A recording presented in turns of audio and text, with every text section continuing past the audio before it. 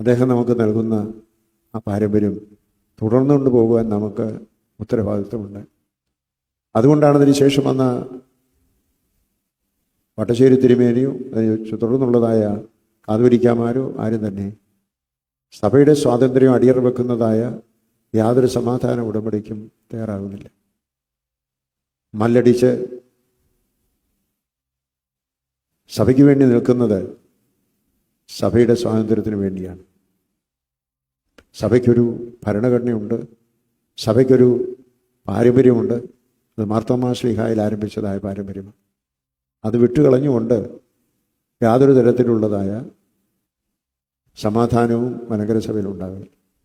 കാരണം നീതിയിൽ അധിഷ്ഠിതമായ സമാധാനമാണ് മലങ്കര സഭ ആഗ്രഹിക്കുന്നത്. അല്ലാതെ ഏതെങ്കിലും തരത്തിലുള്ളതായ താൽക്കാലികമായ ഉയർച്ചകൾക്ക് വേണ്ടിയുള്ള വിട്ടുവീഴ്ചകൾ തെളിയല്ല.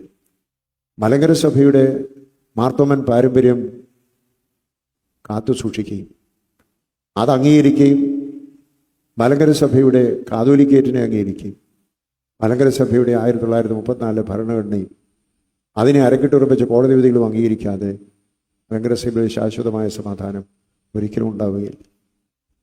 അതിന് ആരെങ്കിലും മുതലക്കണ്ണീരൊഴുകിയാൽ അതൊന്നും വില പോകുന്നതല്ല. സഭയുടെ മല്ലടിച്ച് പോരടിച്ച് നിൽക്കുന്നു എന്നുള്ളത് പറഞ്ഞ് മറ്റു സമൂഹങ്ങളെയൊക്കെ കയ്യിലെടുക്കുവാനുള്ള ശ്രമം ഉണ്ടായാലും ദിവന്നാസ്യൂസ് അഞ്ചാമൻ്റെ പിൻഗാമികളാണ് നമ്മൾ. അതുകൊണ്ട് നമ്മളെ സംബന്ധിച്ചിടത്തോളം സഭയുടെ സ്വാതന്ത്ര്യവും തനിമയും മാർത്തോമൻ പൈതൃകവും അടിയറ വെക്കുവാൻ നമുക്ക് സാധ്യമല്ല.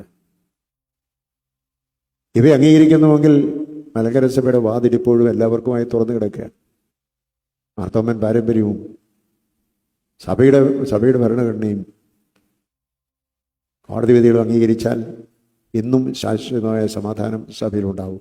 അതല്ല എങ്കിൽ അതിനെക്കുറിച്ച് ആരും വിലപിച്ചിട്ട് കാര്യമില്ല എന്ന് മാത്രമേ നമുക്ക് പറയാനുള്ളൂ. കാരണം അതാണ് ദിവന്നാസ്യൂസ് അഞ്ചാമൻ നമുക്ക് തരുന്ന പാരമ്പര്യം. നമുക്ക് സൂക്ഷിക്കുവാൻ നമുക്ക് പ്രതിജ്ഞാബദ്ധരാകാം. ആ പിതാവിൻ്റെ മധ്യസ്ഥതയിൽ നമുക്ക് സഭയുടെ ശുശ്രൂഷ നിർവഹിക്കാം. ദൈവം നമ്മെ അനുഗ്രഹിക്കട്ടെ.